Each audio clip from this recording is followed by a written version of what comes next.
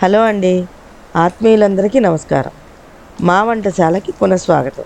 ఈరోజు కూరకి అనుపాకంగా ఉండే అతి సులువైన మరియు రుచికరమైన చింతపండు చారుని చేసుకోబోతున్నామండి. మరి దానికి ఏమేం కావాలో, ఎలా తయారు చేసుకోవాలో చూద్దామా? ఇదిగోండి, నేను చింతపండు నానబెట్టుకున్నాను చింతపండు చారు చేయడానికి. ఇది ఒక 5 మందికి సరిపోద్దండి. దాంట్లో ఒక టమాటా వేసుకోవాలి. చిన్నవి అయితే 2 వేసుకోవాలి, పెద్దది అయితే 1 సరిపోద్ది. దీన్ని కట్ చేసి ఇందులో కలిపేసుకోవాలన్నమాట. ఇందులో ఇలా కలిపేసుకోవాలండి. బాగా మొత్తం కలిసిపోయేటట్టు కలిపేసుకొని కొంచెం ఉప్పు వేసుకొని కలుపుకుంటే టమాటా గట్టిగా ఉన్నా కానీ నలిగిపోద్ది అనమాట. ఇదిగోండి, ఇది గిన్నె నిండా చేశాను. ఇది ఒక 5 మందికి వస్తుందండి.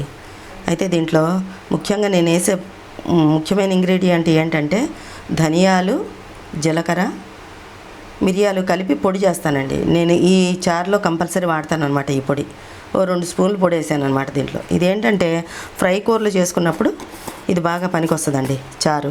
ఈ చికెన్ కానీ, బంగాళదుంప వేపుడు కానీ, చికెన్ ఫ్రై, వంకాయ ఫ్రై ఇలాంటి వాటికి బాగా పనికి వస్తుంది.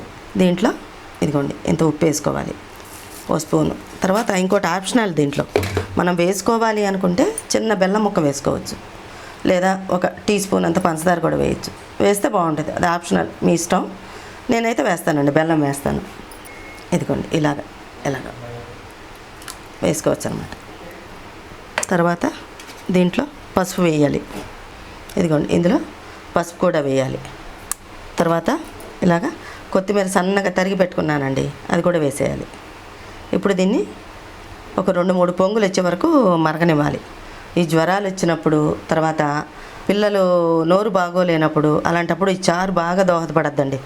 చారు తింటే నోరు టేస్ట్ మారిపోద్ది. జ్వరం వచ్చినప్పుడు బాగా ఉపయోగంగా ఉంటుంది. ఇది చింతపండు చారు అండి. ఇదిగోండి, పొయ్యి మీద పెట్టాను కదా, పొయ్యి అంటించుకోవాలి. ఒక 4 పొంగులు రావాలండి, పొంగిపోకూడదు, కాగాలన్నమాట. 4 పొంగులు రానిచ్చిన తర్వాత తాళింపు వేసుకోవాలి. ఇది మరిగిపోయిందండి, ఒక 3 పొంగులు వచ్చింది. ఇప్పుడు దీన్ని తాళింపు వేసేసుకోవాలి. ఇదిగోండి, ఒక పావు నూనె పోసుకోవాలి. కొన్ని ఆవాలు వేసుకున్నాను, జీలకర్ర, ఇదిగోండి ఎండుమిరపకాయలు, కరివేపాకు, ఎల్లిపాయలు.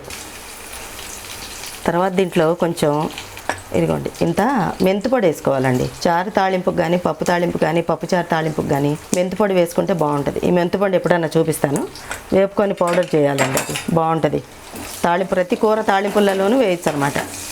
ఎలాగో మెంతులు మంచివే కాబట్టి మనకి ఆరోగ్యానికి మెంతిపొడి వేసుకోవచ్చు.